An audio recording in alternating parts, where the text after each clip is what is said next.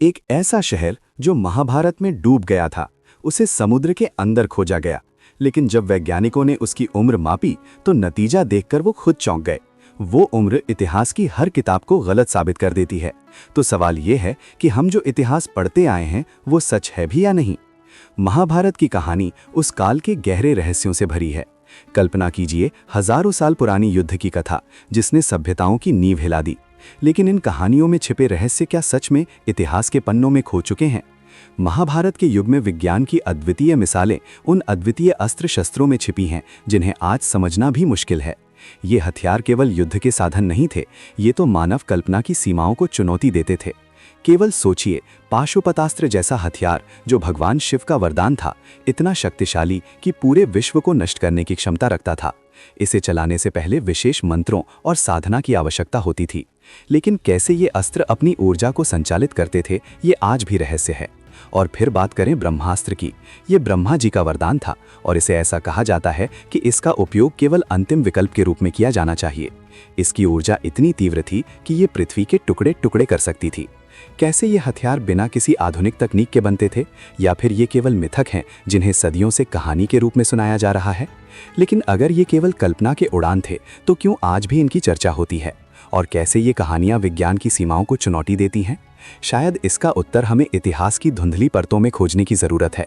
क्या हम इस रहस्य को सुलझा पाएंगे या ये हमेशा के लिए छुपा रहेगा, एक अनसुलझी गुत्थी के रूप में? महाभारत की कहानियों में वर्णित विमान इतने अद्भुत हैं कि इन्होंने आज के वैज्ञानिकों को भी चौंका दिया है।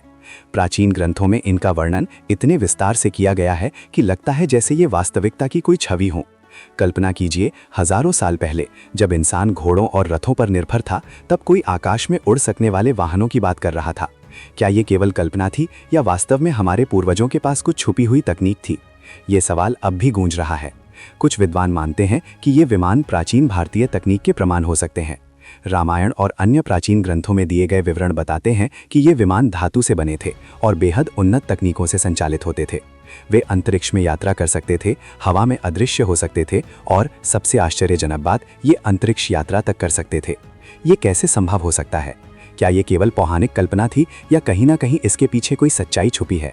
और अब तक वैज्ञानिक भी इस रहस्य को पूरी तरह से समझ नहीं सके हैं। हो सकता है कि भविष्य की तकनीक इन रहस्यों को उजागर कर सके, लेकिन तब तक ये गुत्थी हमारे लिए एक चुनौती बनी रहेगी। शायद हमें इन संकेतों को अनदेखा नहीं करना चाहिए। क्या भविष्य में विज्ञान इन रहस्यों से पर्दा उठा सकेगा या ये रहस्य हमारे लिए प्रेरणा का स्रोत ही बना रहेगा?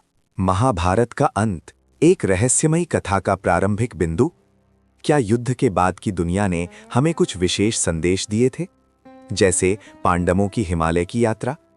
क्या ये जीवन के अंतिम सत्य को पाने की एक दार्शनिक यात्रा थी, या कुछ और? हो सकता है कि भविष्य में विज्ञान के पास उत्तर हों, लेकिन आज के लिए ये रहस्य हमें अपने इतिहास के साथ जोड़ता है। अनंत सवाल, अनंत खोज। महाभारत के ये रहस्य हमें अतीत की गहराइयों में ले जाते हैं, समय के परे मौजूद सत्य के अंश।